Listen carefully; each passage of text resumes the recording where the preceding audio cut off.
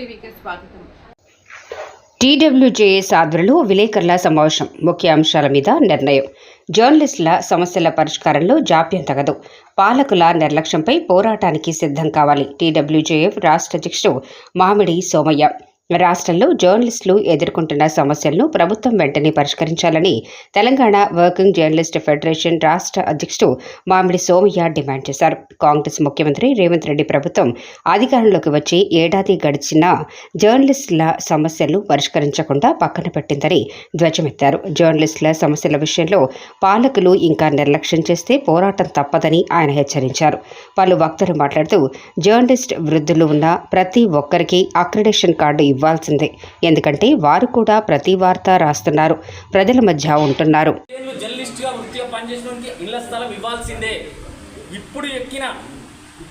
వృత్తిలోకి ఇప్పుడు ఎక్కిన వాడికి అక్రిడేషన్ కార్డు ఇవ్వాల్సిందే. మన డిమాండ్ ఇదే. పని చేస్తున్నప్పుడు నువ్వు అక్రిడేషన్ కార్డు ఎందుకు ఇవ్వ? గుర్తింపు. నువ్వు పని చేయకుండా తీసుకో. కొత్త సంవత్సరం గవర్నమెంట్ అయిపోయి దాదాపు సంవత్సరం అవుతుంది, ఇంకా కొత్త కార్డులు ఇస్తలే. పాత అక్రిడేషన్ కమిటీలే కంటిన్యూ అవుతున్నాయి. అక్రిడేషన్ కార్డులు ఎవరికి ఇవ్వాలి, ఎట్లు ఇవ్వాలని ఒక కమిటీ వేసింది గవర్నమెంట్.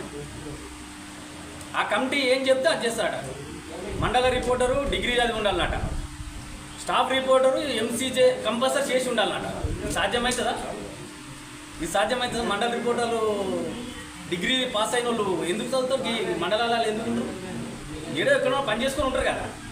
కాబట్టి ఈ నిబంధనలు బయటికి రాలే. బయట కొన్ని లీక్ ఇస్తున్నారు, మనం వ్యతిరేకించిన కొన్ని మారుస్తున్నారు. కాబట్టి ఇట్లాంటి సిఫార్సులు రేపు ఒకవేళ వస్తే మేబీ నెక్స్ట్ మంత్లో అవి బయటకు వస్తాయి. జూన్లో కొత్త కార్డులు ఇవ్వబోతున్నారు. మే నెలలో అక్రిడేషన్కి సంబంధించిన సిఫార్సులు బయటకు తీస్తారు.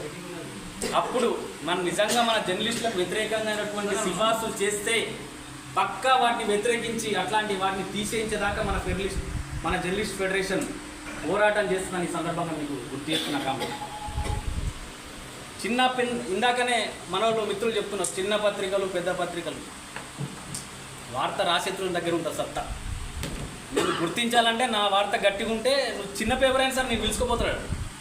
కాబట్టి ప్రజల పక్షాన ఎవడైతే పోరాటం చేస్తాడో వానికి గుర్తింపు ఉంటుంది ప్రజల్లో. వాడు గుర్తిస్తే ఎంత, వాడు గుర్తించకుంటే ఎంత అధికారి వాడే మన దగ్గర రేపు కాలబేరానికి వస్తాడు. కానీ ప్రజా సమస్యల మీద నిక్కచ్చిగా మనం రాయాల్సిన అవసరం ఉంటుంది. ప్రజల పక్షాన మన జర్నలిస్ట్ అంటేనే ప్రజల పక్షాన పోరాటం చేయాల్సిన అవసరం ఉంటుంది. మనం అట్లా చేస్తేనే మనకు వ్యక్తిగతంగా గుర్తింపు ఉంటుంది, అధికారంలో కూడా గుర్తింపు ఉంటుంది.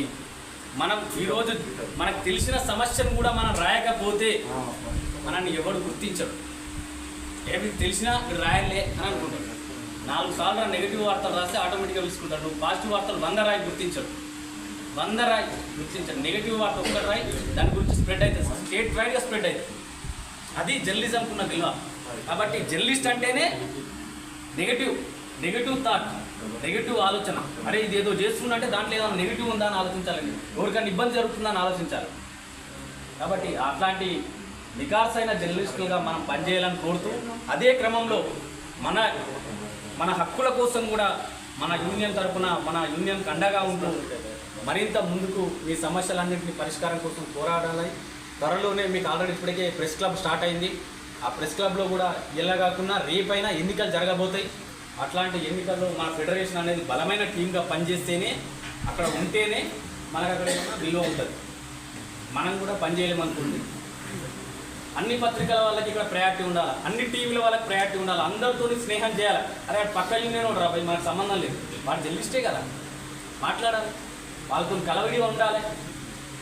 వాళ్ళని కూడా మన సంఘంలోకి ఎట్లా తీసుకొచ్చుకోవాలనేది ఆలోచన చేయాలి. చాలా జిల్లాల్లో మన రాష్ట్ర అధ్యక్షులు మన పెద్ద మనుషులకు తెలుసు, చాలా జిల్లాల్లో దాదాపు 80%, ఖమ్మంలో 80%, 90% యూనియన్ లేదు.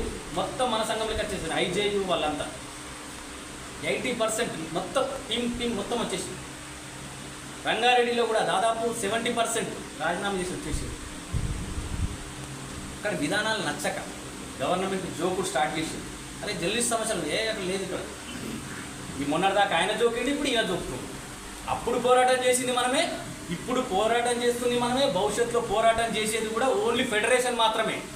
కాబట్టి ఇట్లాంటి ఫెడరేషన్లో మనం సభ్యులుగా ఉన్నందుకు మనం గర్వపడాలి. మనం కొద్దిగా చిన్న సంఘంలో కూడా చిన్న చిన్న మనస్పర్ధాలు ఉంటాయి, కొన్ని సమస్యలు ఉంటాయి. ఓ నాయకునికి అప్పగిస్తూ నాయకుడు సంఘాన్ని తీసుకుపోయాడు, రాష్ట్ర అధ్యక్షుడు జిల్లా అధ్యక్షుడు ఇద్దరు పోయారు. సంఘం ఏం ఆగిపోలేదు, సంఘం ఏం ఆగిపోలేదు. అధ్యక్ష కార్యదర్శి ఇద్దరు పోయినా సంఘం ఆగిపోలేదు, నడిపించింది నాయకుడు నడిపించేసి. ఈరోజు ఇంతమంది వచ్చిందంటే మీ నాయకుడి మీద నమ్మకంతోనే కదా, సంఘం మీద నమ్మకంతోనే కదా. కాబట్టి సంఘంకు ఏ ఇబ్బంది ఉండదండి, మనుషులు ఉంటారు పోతారు. సమస్యలు వస్తాయి, సంఘంలో పరిష్కరించుకోవాలి. ఏదైనా సరే వేదిక మీద మాట్లాడదు, మీటింగ్లో మాట్లాడుకోవాలి. కొత్త కమిటీకి నేను సూచన చేస్తున్నా, దయచేసి వారం తర్వాత వెంటనే 4 డివిజన్లలోకి వెళ్ళి 4 డివిజన్లలో కమిటీలు వేసిన వాళ్ళ సభ్యత్వం ఇప్పుడు 80-90 అన్నాను, 90 దాదాపు 150-200 దాకా కావాలి. మన నిబంధనల ప్రకారం అయినా సరే మీరు చేయించుకోవాలి. మీకు పెద్ద సమస్య కాదు. ప్రతి మన దగ్గర ఫెడరేషన్ ఉన్నారు, చాలామంది పనిచేసే వాళ్ళు ఉన్నారు, పనిచేస్తున్న వాళ్ళు ఉన్నారు. కాబట్టి వాళ్ళందరినీ మనం ఐక్యం చేయాల్సిన అవసరం ఉంది. దూరం ఉన్న వాళ్ళందరినీ దగ్గర తీసుకోవాల్సిన అవసరం ఉంది. కొంతమంది బాధపడిపోయిన